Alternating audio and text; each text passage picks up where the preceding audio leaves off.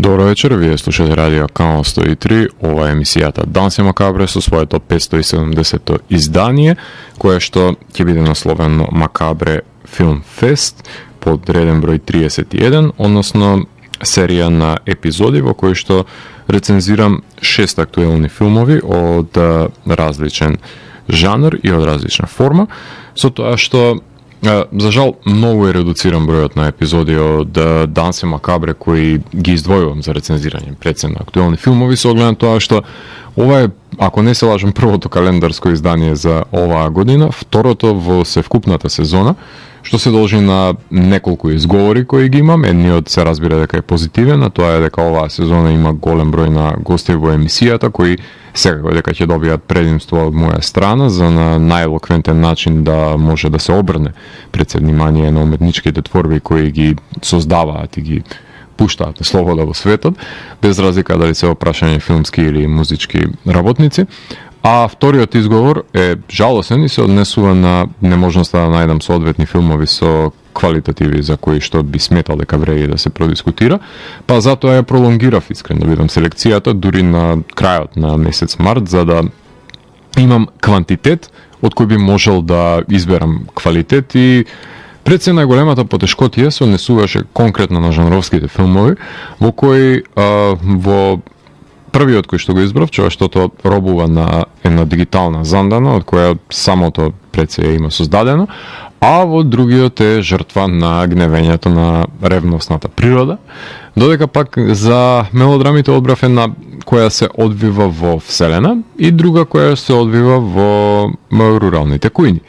А од документарните филмови за крајот на емисијата го избрав филмот за реставрирањето на заборавените Grindhouse филмови, со кои се пополнува пред се мапата на филмската историја, додека пак во другиот документарен филм се пренесува доживувањето на еден масовен концертен собир, кој можел да заврши многу потрагично со оглед на тоа што има енормна собрана толпа на оваа манифестација. Така што денес има да ви говорам 2 сати за убавината на модерниот филм. А ова емисија ќе имаме многу шаренолика музика, со тоа што одлучив да имаме пократок избор од албумите, меѓутоа да имаме поголем број на бендови, а емисијата ја започнаме со New Year's Day, односно станува збор за бенд кој што свири од, ако не се лажам, од 2000-те, после 2005-та се обединети, бенд кој што доаѓа од Анахайм, од Калифорнија, значи алтернативен метал бенд со пред се влијание од сите поджанрови кои што може да допрат до овој сеопшт термин под кој што се опфатени огромен број на бендови со моќен женски вокал кој што е прилично препознатлив, односно со Еш Костело, односно Ешли Костело, кој го издадоа нивниот 5-ти долгосвиречки албум кој гласи Half Black Heart, издаден за Another Century, од кој што имавме можност да слушнеме моите композиции Vampire, Hurts Like Hell и баладичната Bulletproof, а во продолжение се движиме на слична бранова должина, од сад се селиме за Финска, каде што New Metal бендот кој не беше составен дел од инвазијата, односно популаризацијата на овој жанр со оглед на тоа што се 2015, ако не се лажемо, оформети, односно започнаа да издават 2016-та и имаат зад себе исто така 5-ти албум кој што ќе имаме можност да слушнеме во рамките на оваа емисија, се New Metalците Blind Channel, кој го издадоа Exit Emotions, од него ќе слушнеме композицијата Dead Zone и Wolves in California, односно финци пеат за Калифорнија и како едно надополнување, односно надоврзување на првиот бенд кој што имав можност да го слушнеме во рамките на оваа емисија, така што има едно коинцидирање помеѓу бендовите со кои што започнуваме денес, значи алтернативни метал бендови со силни влијанија на new metal под жанрот, така што уживајте во овој звук и се надевам дека ќе ви се допадне изборот на филмови кои ќе слушнете рецензија од моја страна вечерва. Данс е макабре емисија во која 15 сезони се зборува за уметност со борба против лицемерието, зависта и користолюбието, и тука уметниците се вистински херои, а не политичарите, и секој издание е на мала победа против шундот и апатијата. Целта на емисијата е да го доближи квалитетниот филм до секој слушател и да воспостави диалог помеѓу уметноста и реалноста, за подобро да го разбереме светот во кој што живееме. Вечер имаме заканажувано полноќен танц со смртта по 570 пат. Јас сум Златко Ѓелевски, а ви останете со трансмисијата на канал 103 до крајот на светот. Вие слушате радио канал 103, ова е емисијата Данс е макабре со своето 570 издание, насловено како Макабре Филмфест, односно и представувам 6 актуелни филмски остварувања. А секое издание на Макабре Филмфест го започнувам со два жанровски филма,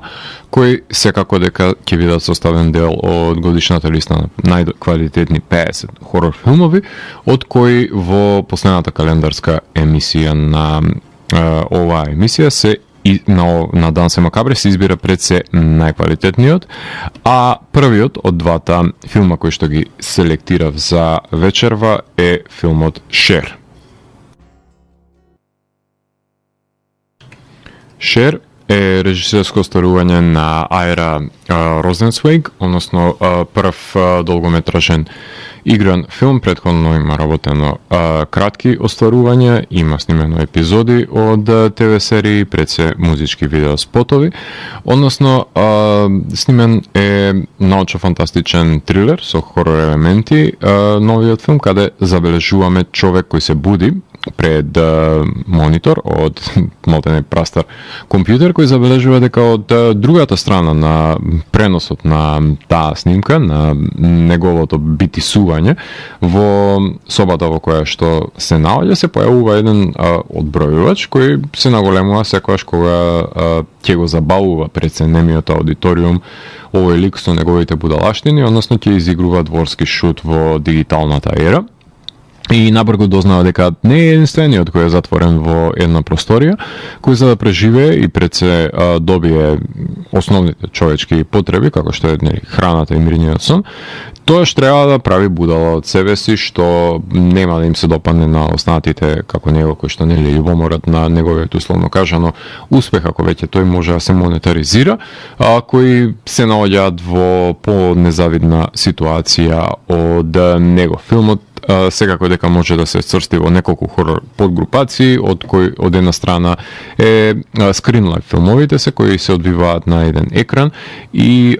екипата може да се похвали дека го сними еден од ретките филмови во кои што камерата не се поместува, односно е фиксирана на една зададена позиција. Од друга страна, секако дека е технолошки хорор филм во кој што човекот нели е заложник во еден систем кој стражари нели технологијата над него, доближувајќи оваа филмска идеја, можеби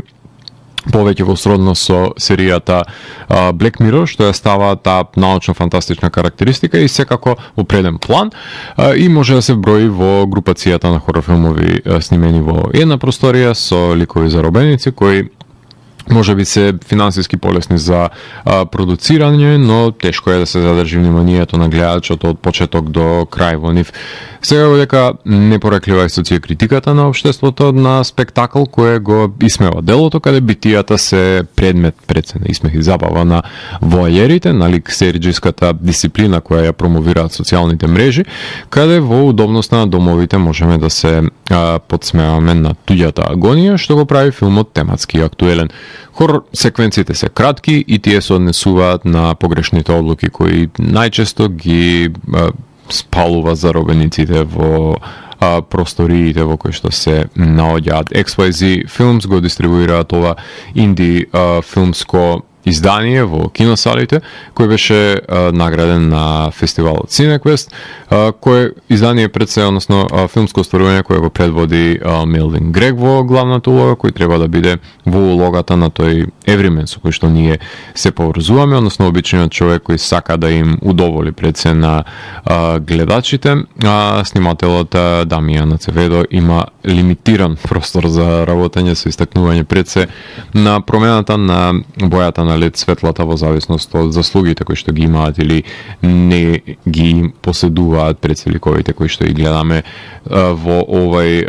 јалов Труман шоу. Џо, Стоктон од The Dark and the Wicked и Family Blood ја прави тензичната музика во ова остварување и признавам дека би бил позадоволен доколку имаше порадикален пристап во практичните ефекти и акцентот беше ставен малку порано отколку во самиот епилог во хорор сцените. Конкретно немаше да бидат толку ретки и кратки, но што е, тука е, треба да биде филмот допадлив и на пошироките маси, тука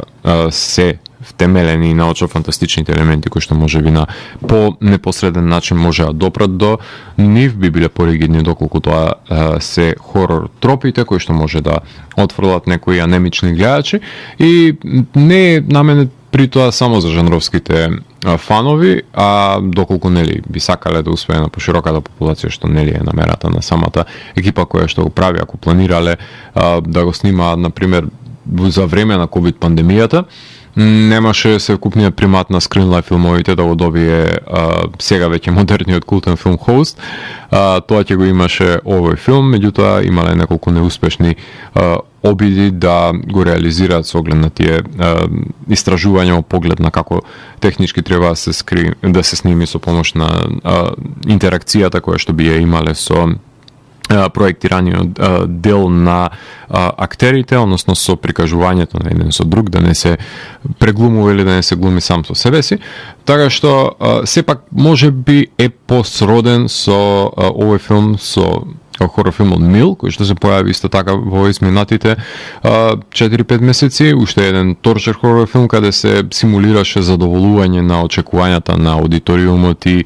потребите на единката визави потребите на колективитетот со вртење нели на тркалото во мелницата, што е некаква аналогија на забавувањето пред се на гледачите што го има Шер на пример, кој пред се е мал, компактен и не толку крвав научно-фантастичен хорор филм кој вреди да се погледне ако сте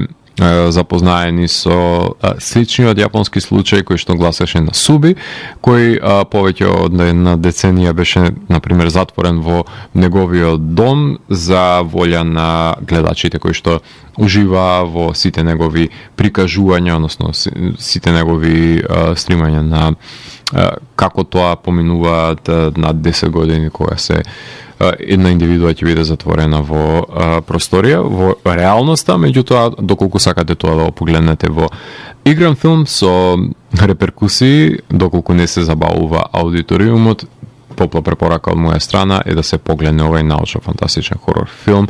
Шер. А во продолжение слушаме најавата за филмот Есид. Есид е режисерско остварување на Жуст Филипо, односно втор долгометражен игран филм, откако претходно го сними филмот за кој што ви говоре во Дансе Макабре, односно кој гласеше The Swarm, филм за едно апокалиптичко предание предводено од штурци. Овој пат прави долгометражна варијација на истоимениот краток филм Есид, односно Асиде, од 2018 година. Односно филм во кој што насреде прилично сушен период од негде никаде се доближува облак исполнет со смртоносна киселина која штом падне како дожд ќе покоси секаква органска материја, односно ја топи и ја пробива пред се човечката кожа и едно семејство е раздвоено во различни делови на градот за време на затекнувањето на овој убиствен облак, така што се обидуваат на секој можен начин да дојдат под некаква закрила каде нема да може да ги стопи овој уништувачки дожд. Во овој француско-белгиски дизастер хорор филм, односно жанровски филм за некаква природна катастрофа, како што е овој неприроден дожд кој топи се што ќе дојде во негов контакт, представува уште една побуна на природата против злоупотребувачкото човештво кое што ја манипулира за неговата потреба и таа го возвраќа ударот. Односно, жуст апокалипсата во претходниот филм The Swarm ни ја покажа низ призмата на семејната заедница, па се ги наговести последиците на глобално ниво, а во новиот филм најпрвен ги гледаме реперкусиите глобално, а потоа како едно раздвоено семејство се обидува да се најде насреде ова хаварија која што се заканува дека ќе го избрише човештвото од постоење. За пофалба е употребата на не толку користениот чинител на смрт кој доаѓа од небото, како идеја е прилично интригантна, која, небото не е единствено врзано со вонземјани, како што најчесто во жанровските тропи се образува, туку и за една смртоносна казна, која се огледа на тоа што колку придонесуваме на загадување на природата и не е ништо чудно што единствено чудно е што нема досега додадено до тоа, ама ако филмот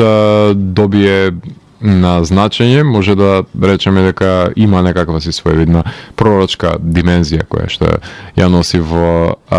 својата диалектика и исто така треба да се истакнат и топењата на телата кои се убедливо доловени кога се опрашаме практичните ефекти и да речеме дека ќе ги занемариме CGI потфатите затоа што се во добро намерна цел, како што се например коњите винати во пламен, кои што демонстрираат дека не се само луѓето жртвите на овој порој. Снимателот на филмот Пиер Дежон, човекот кој има работено на филмот Лоу со Мајли Сайрус, неретко користи кадри со замаглени прозорци на кои што забележуваме човечки силуети, што наликува повеќе на фотографиите на Сол Лейтер, од кои се има инспирирано и секогаш морам да го пофалам исклучителниот композитор, еден од моите најомилени во светот, Робин Кудер, кој го знаеме по псевдонимот Роб, со неговиот реминесцентен синтвейв кој што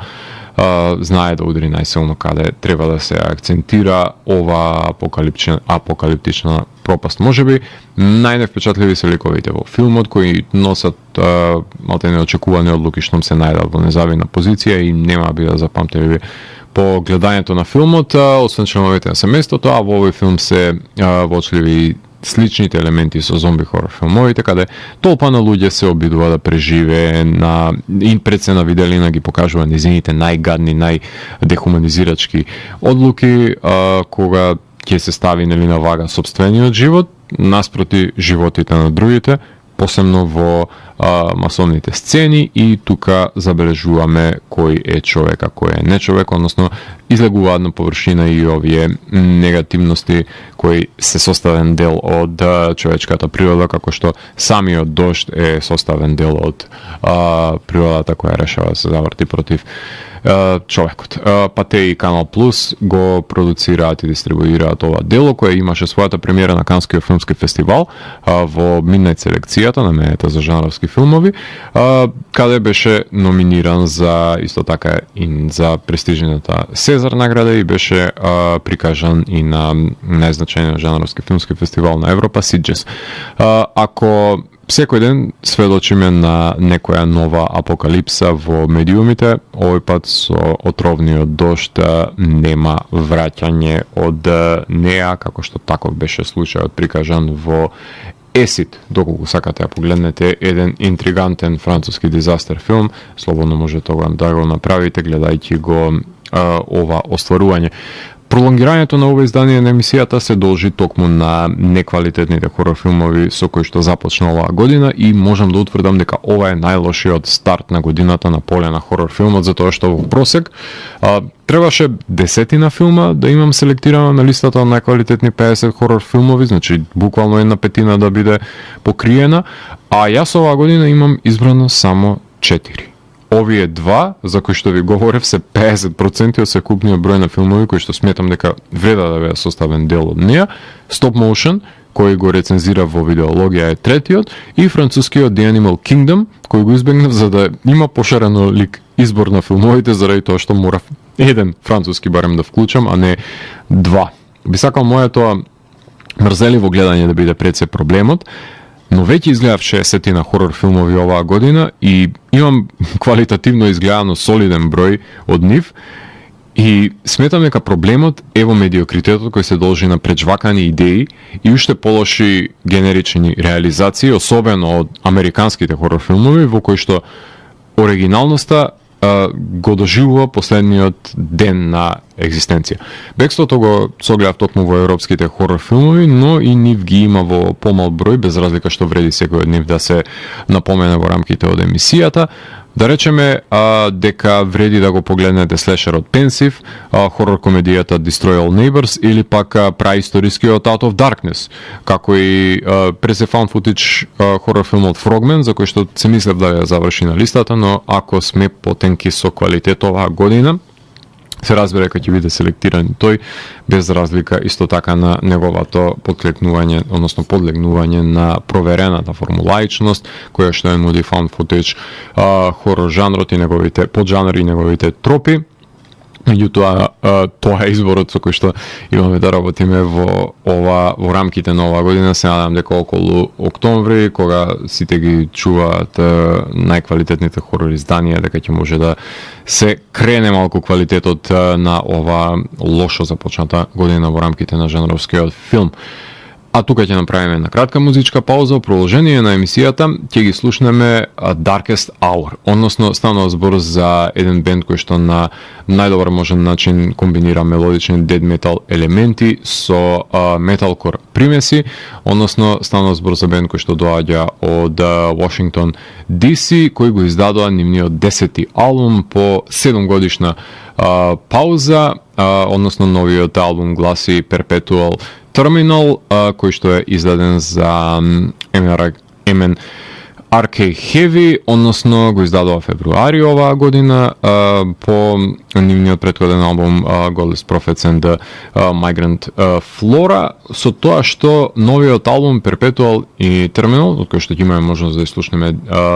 насловната тема и ќе ја слушаме The Nihilist Undone, има уште еден прекрасен повод зашто го избрав во рамките на оваа емисија, а тоа е причината што еден од најголемите македонски гордости на самата сцена, односно Антонио Илиевски, е дизајнер на обвивката на овој албум, односно попознат како Pig Hands, така што тој е потписник не само на омотот на овој бенд, туку има работено омоти и за домашните бендови, како што е Harfest. Негов е исто така омотот на албум на November's Doom, на Dope Lord, на Confusion Master, на False Light, на Thunder Horse, на Ritual Blade, така што има огромен број на бендови за кои што има соработувано, кои неговите прекрасни дела ќе останат за секојаш запаметени во музичката историја, како што таков ќе биде случајот и со овој одличен камбек албум на Darkest Hour, кој што представува задоволство и да се слуша, меѓутоа и да се гледа, со оглед на тоа што има излезено од уникатната креација која што има дадено Pickens со неговиот придонес, така што одличен спој и ме израдува кога можев да ја видам оваа целина дека е образувана благодарение на ова, уште еднаш ќе посочам, македонска гордост како што представува овој артист. Покрај Darkest Hour во овој металкор дел ќе ги слушнеме од емисијата, ќе слушнеме и Defocus, односно ќе ги слушнеме со композиции кои се наоѓаат на нивниот албум There is a Place for Me on Earth, односно ќе слушнеме Let the Bond Be My Grave и Hybrid Anthem. Станува збор за бенд кој што свири од Штутгарт 2019, образно оформени од Германија, моќен и агресивен бенд, и по нив следуваат Western Super Mame, односно станува збор за едно дуо кое што е на релација Лондон-Орегон, односно тие го издадоа нивното ново студиско издание кое што гласи See You Tomorrow Baby, од кој што ќе слушаме насловната композиција и Johnny Mnemonic, еден хаос, еден мет метал, еден мешуган на стероиди, односно прогресивен технички екстремен метал бенд кој што е прилично хаотичен, меѓутоа колку што е хаотичен и толку е организиран. Така што во продолжение на емисијата слушаме Darkest Hour, Defocus и Western Super Mame, потоа се враќам ветер да ви говорам за две мелодрами кои што селектирав за ова издание на Макабре Film Fest. Уживајте! Вие слушате радио канал 103, ова е емисијата Дансе Макабре со своето 570 издание, насловено како Макабре Film Fest број 31, односно преглед и анализа на 6 актуелни филмски остварувања, а вториот сегмент секогаш е посветен на мелодрамите, кои за разлика од хорор филмовите има изобилие на мелодрами за бирање, за кои ќе ви говорам денес, но најчесто бирам филмови кои поминале под секој можен радар, па затоа избрав два кои, иако ви се достапни, може би ви се протнале низ прсти во шумата на филмска понуда, па јас ќе ставам под лупа денес за да може да дискутирам пред се за нивните квалитети кои што ги поседуваат. Полетуваме со Spaceman. Spaceman е режисерско остварување на Јохан Ренк, односно тоа е школскиот другар на Јонас Акерлунд од Батори, кој ова ми е, ако не се лажам, негов втор долгометражен играфилм кој што имав можност да го согледам, односно Downloading Nancy е првиот кој што го има снимено, ако не се лажам, кој пред се Јохан го знаете по неговиот бенд Стакабу, но и по неговите видеоспотови за Мадона, Кайли Миног, New Order, Робин Вилиамс и неколку епизоди има режирано од Vikings и Breaking Bad, меѓутоа попознат во нашата јавност, пред се во љубителите на Канал 103 ќе биде по режирањето на последните видеозаписи на Дейвид Боуи за албумот Black Star, како и целосната режисерска палка која што имаше на одличната ТВ серија Чернобил и моментално работи на адаптирање на The Day of the Triffids на ТВ серија во и мислам дека беше филмот Амо Садам кој што моментално е во продукција. Така што Јохан решава да сними една научно-фантастична мелодрама со Адам Сендлер во главна улога, меѓутоа не во неговите преминесцентни комични изведи, туку во сериозните потфати кои што има, какви што ги има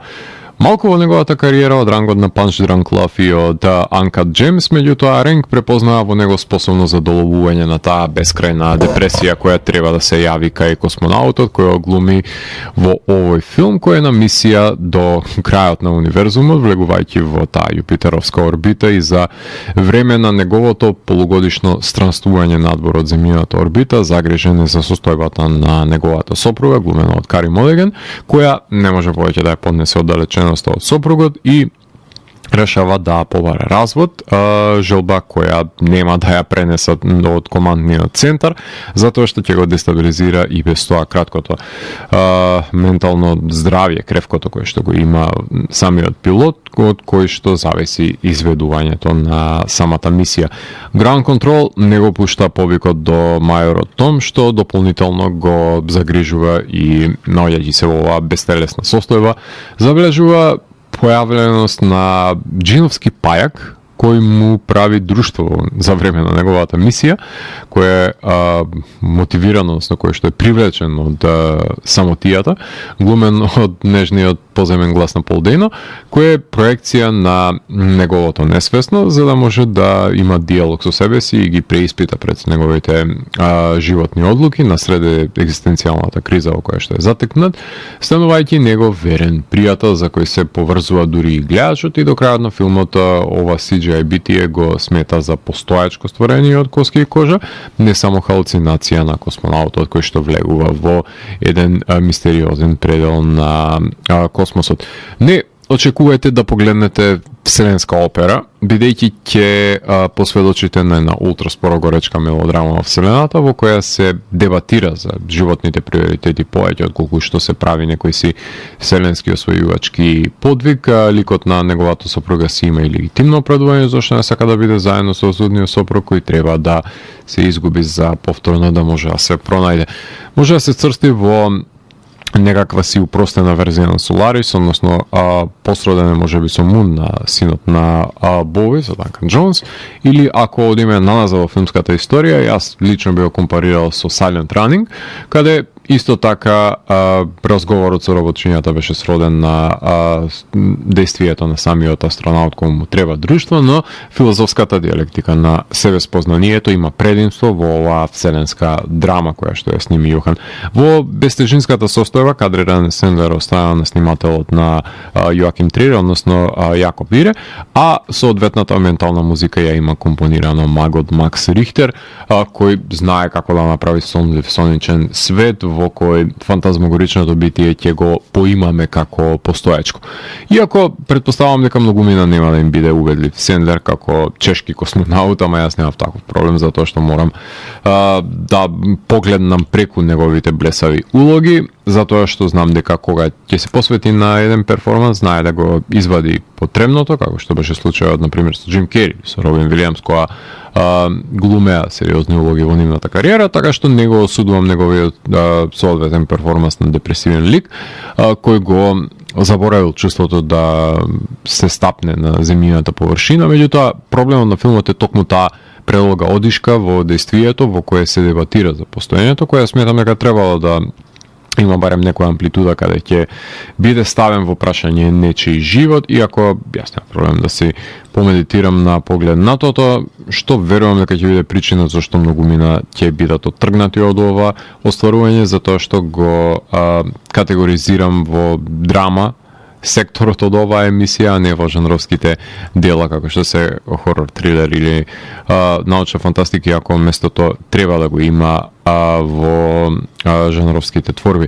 За филмот ви говорев во епизодата од Дансе Макабре, посветена на филмовите прикажани на овогодишното издание на Берлинале, каде беше откупен за прикажување на платформата на Netflix, па без разлика на неговите квалитети, се сомневам дека ќе ја најде својата публика на најголемиот стример, но од друга страна па и не заслужува да биде објавен и заборавен на елитистичкиот муби, така што во таа лиминална состојба на недофатливост ќе гравитира самото филмско остварување, што говори за природата на Spaceman воопшто, каде самотијата полесно се пребродува со еден джиновски пајак, со разбирање за собствените патила кои што го има овој изгубен астронаут во космосот. Во продолжение слушаме најавата за филмот The Taste of Things. The Taste of Things е режисерско остварување на Ен Хунг Тран, негов седми долгометражен игран филм. Тој е авторот на филмовите Норвешката шума, Eternity, I Come With The Rain, Cyclo, The Scent of Green Papaya, мислам дека беше неговиот прв филм. Тој сними филм за Еужени, глумено од Джулиет Бинош, која што знаете од Чоколадо и од Трибој, која 20 години приготвува храна за гастрономот Додин, глумено од Беноа Межимел, односно него го знаете од пианистката и Pacification, кој има наоколу една гладна свита на гурмани, кои секогаш се околу него, кои милуваат да ги вкусат пред се интригантните кулинарски деконструкции, кои ќе им ги презентираат жени, но исто така тие имаат и млади помошнички, кои се обидуваат да ги дознаат тајните на занаетот, и да изградат пред се палета на вкус која ќе ја надградуваат со текот на искуството стекнато во професијата. Опрашање се невообичаени за препастувачки јадења кои ги исполнуваат денешните стандарди на Instagram Foodborne критериумите, кадрирање за кое што е задолжен снимателот на играниот филм Банат и Смртта на Луи 14, односно Джонатан Рикеборо, кој рака на срце го прави секој кадар да биде поголем деликатес од претходниот, но сценариото на оваа мелодрама е толку тенко што речиси е продзирна неговата кора. Сметам дека не е задоволително да се снима филмска форма без содржина, која може да се поистовети со клишето на лик кој што боледува и почнува да се тагува за неговата загуба, реченица која што е рецептот со кој се приготвува овој филмски десерт. Соодветна кулминација е подвигот на Додин да готви за неговата сакана, изразувајќи ја пред се својата љубов преку храната, јазик кој само тие двајца може да го разберат без да се употребат зборови, што со убавите кадри и стремежот кон кулинарската перфекција секако дека е постигнато на визуелен план. Тран има медитативни квалитети во неговите семејни мелодрами, дозволува камерата да говори наместо ликовите, но поголемиот проблем е тоа што го кажуваат да биде не толку значајно колку тоа што се гледа, но овој пат снима еден типичен француски филм за сечи стомак. Гамонт, Канал Плюс и AFC го дистрибуираат филмот, кој имаше својата премиера на домашен терен на Канскиот филмски фестивал, каде во 2023 година Тран беше награден со Златна палма за режија, прогласен за најдобар добар филм и на фестивалите во Сан Себастијан и Монклер, а потоа се прикажа и Карлови Вари, Нью Йорк, Рио, BFA, Чикаго, Солун, ЕФА. Имаше и една проекција во непосредните неколку недела или две, која што ги искомуницирав организаторите за да резервирам карта 5 дена пред проекцијата, ми беше возвратено дека картите се веќе раздајлени, нема повеќе карти, така што за 3 дена, 4 колку што поставеше настана да биде распродадена проекција од 500 луѓе за канскиот представник за интернационален Оскар, кој што не ни доби номинација. Е тешко веројатно, меѓутоа луѓето се палат на бланда и не треба да бидам изненаден од тој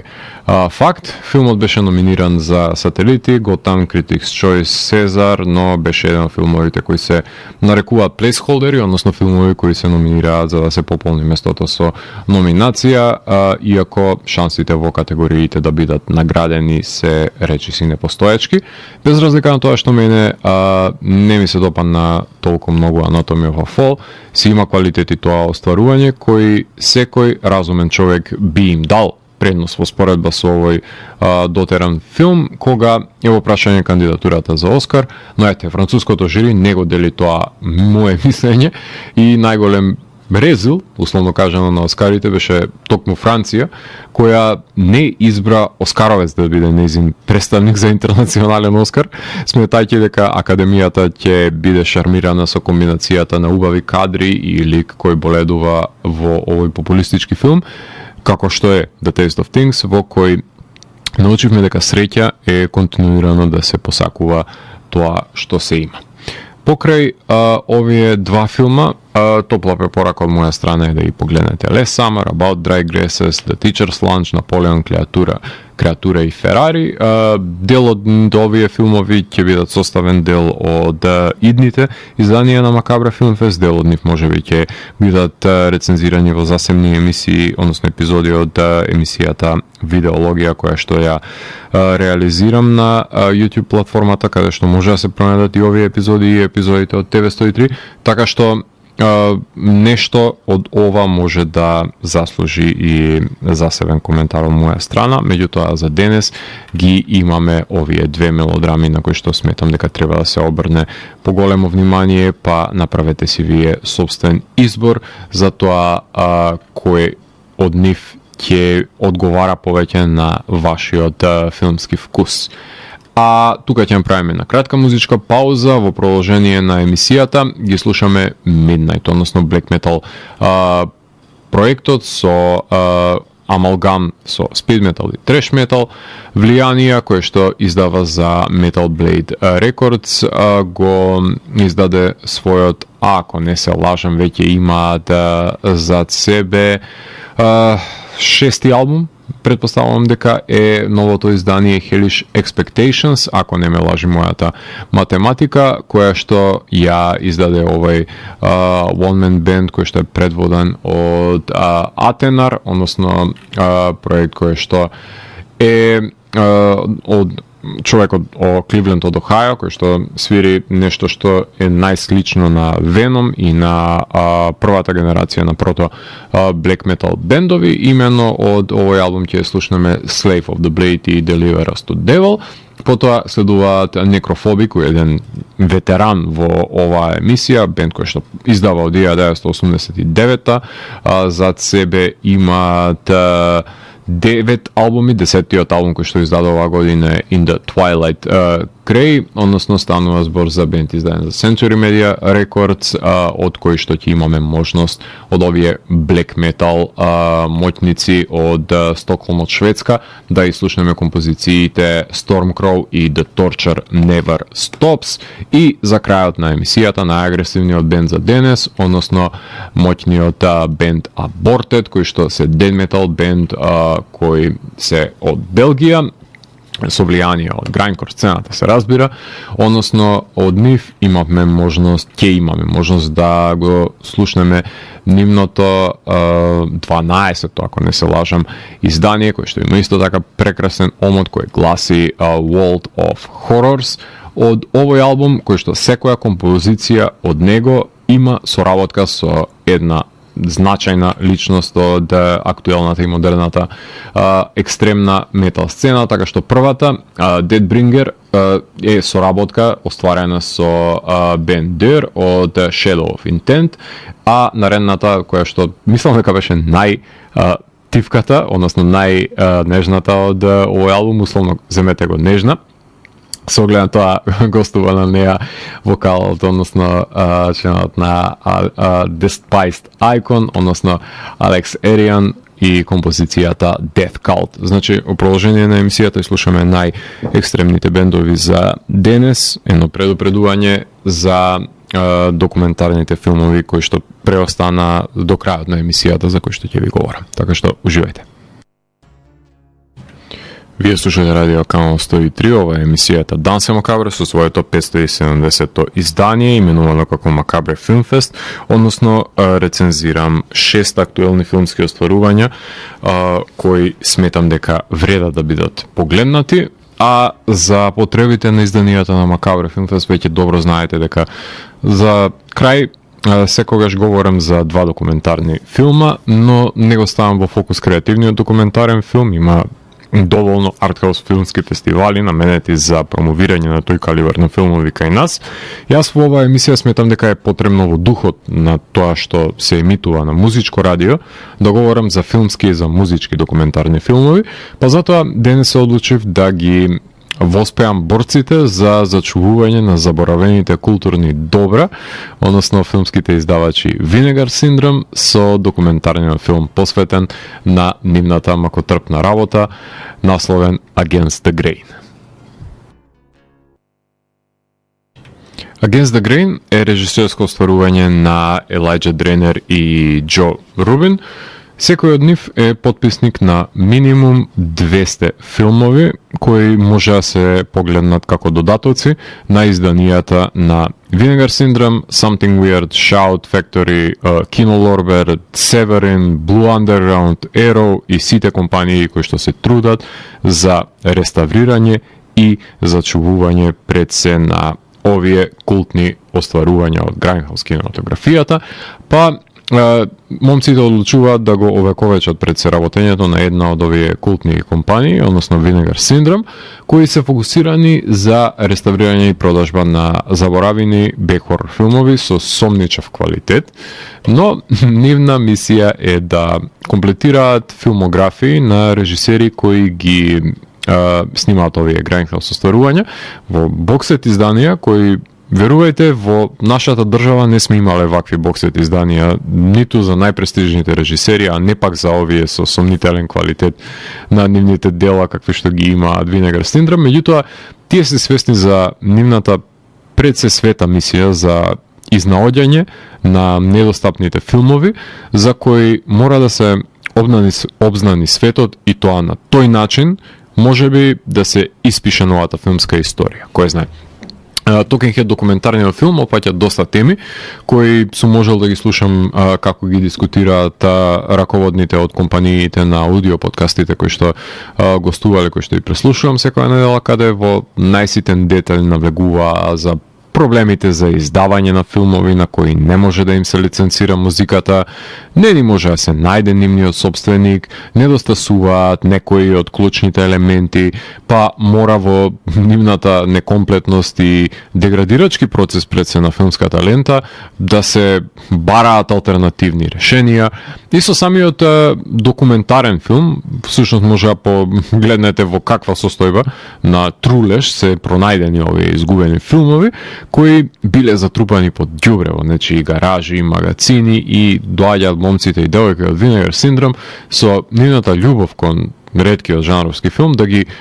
условно кажано светнат, односно фрейм по фрейм, да ги скенираат и исчистат и да ги вратат боите на кадрите кои биле најблиски до иницијалната проекција на која што бил прикажан филмот, доколку се разбира тоа е возможно,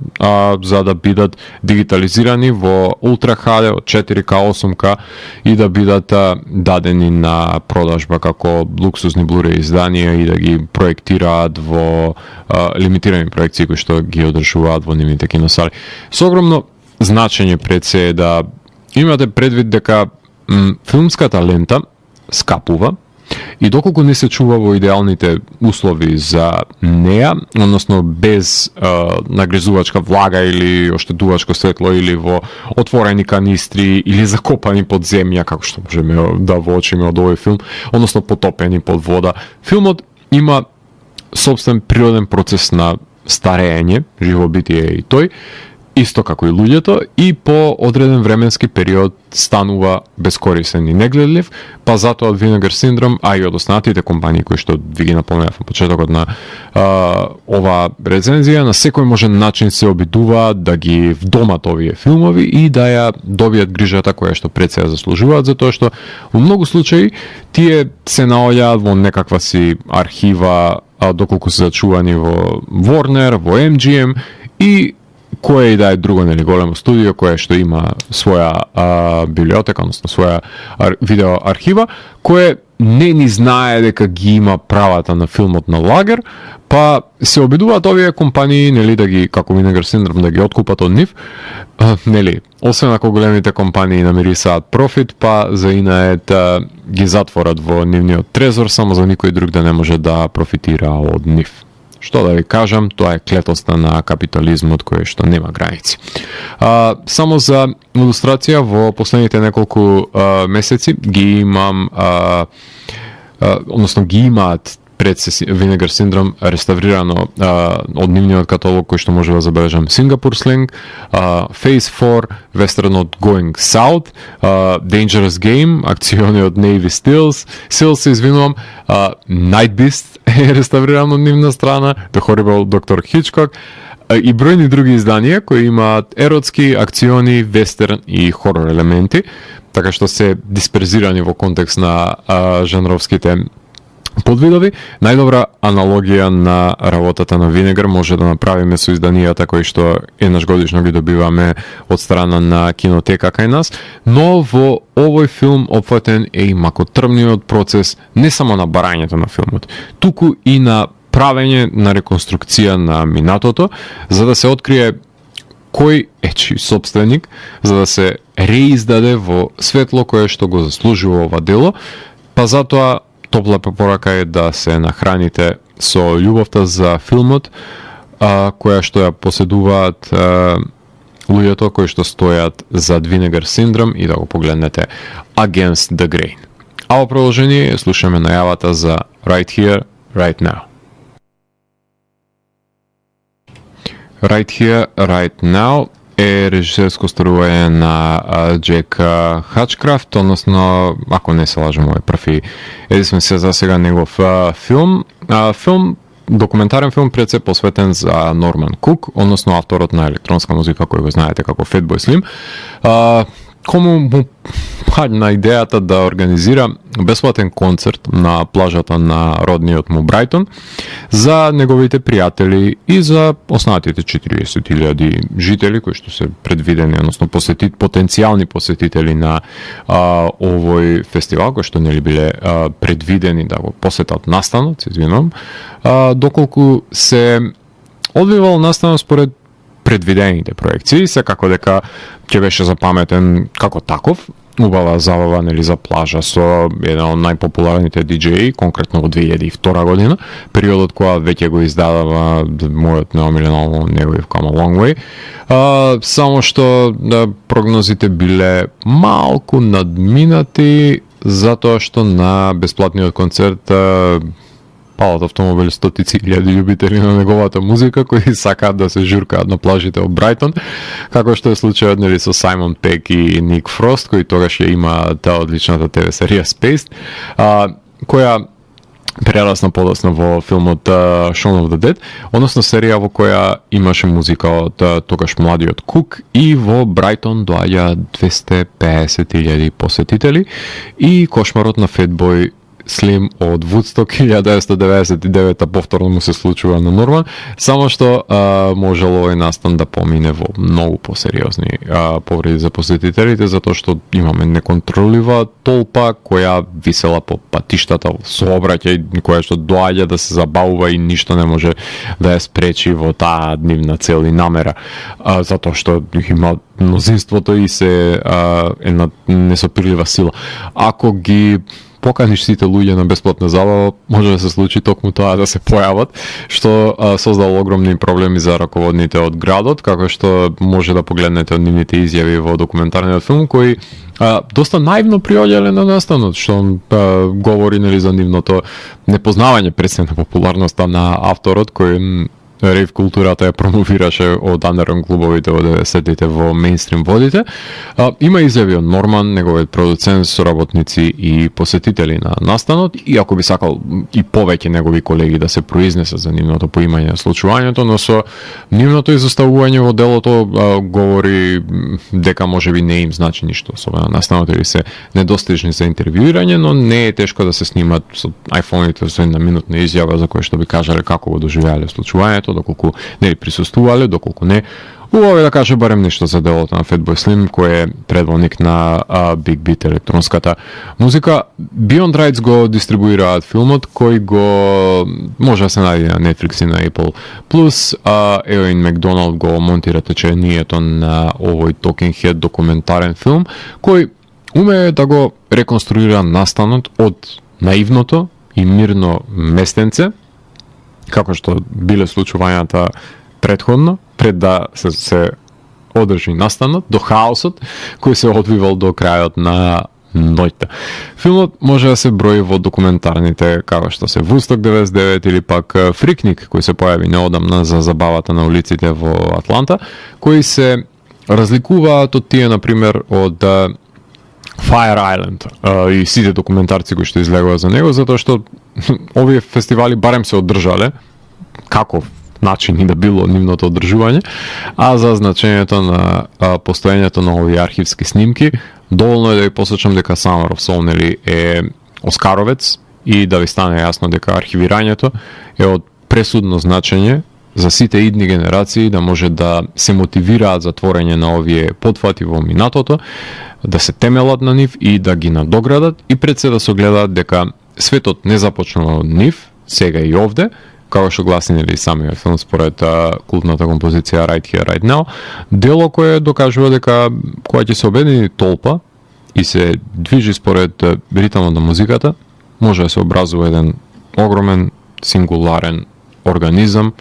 кој што нема сила која што може да го спречи да ужива во убавината која што може да ја понуди музиката. Покрај овие два документарци има можност да ја погледнам. Carlos, The Four Daughters, Welcome to the Darkness, The Disappearance of Cher Hyde, дури го погледнав документарниот филм за Мили Ванили, Once Upon a Time in Uganda,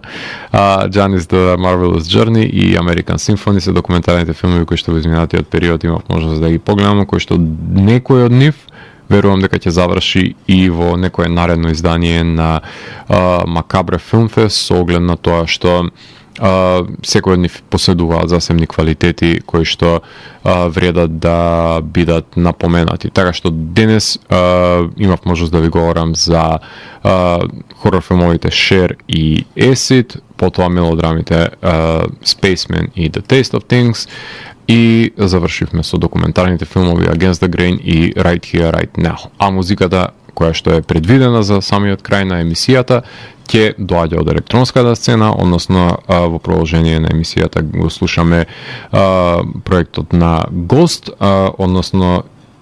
го славиме неговото ново студиско издание, насловено како Професиот, кој што ќе слушнеме композицијата Deceiver и Голгота од овој пред се моќен артист од Мичиген, кој што гравитира помеѓу електронска музика од 80-тите, односно тој Dreamwave, Synthwave и ретро електро пред се влијанијата кои што се воочливи со моќни брейкдауни, со моќни индустријал влијанија кои што се доминантни кај дрскиот Ghost, и за крај ќе завршиме со калифорнискиот артист кој што е попознат како Contravoid, односно од него ќе ги слушнеме композициите кои се наоѓаат на студиското издание насловено како Detachment, односно ќе слушнеме For What It Is и Losing Game, на кое што гостува Челси Кроули, односно едно EBM, Dark Wave, Industrial музичко парче кое што вреди да биде слушнато од моја страна, да го промовирам пред се во оваа емисија, заради тоа што ова се лиминални изданија кои што се во некаква симбиоза помеѓу индустријал звукот и пред се електронската музика која што датира од денсцената и воопшто ги има моќните елементи кои што може метал провиненцијата да ги понуди. И да не заборавам, никогаш нема да биде пред се заборавен придонесот за Канал 103 од нашиот колега Стотро Каш, кој што го напушти светот на живите прерано, така што rest in power Мирко. Јас сум Златко Ѓелевски и го затворам 570-тиот гримуар на Данс е Макабре и го враќам на полицата кај останатите изданија кои кријат тајните на универзумот. До наредното издание на Данс е Макабре, гледајте хорор филмови и плашете се. Чао, чао.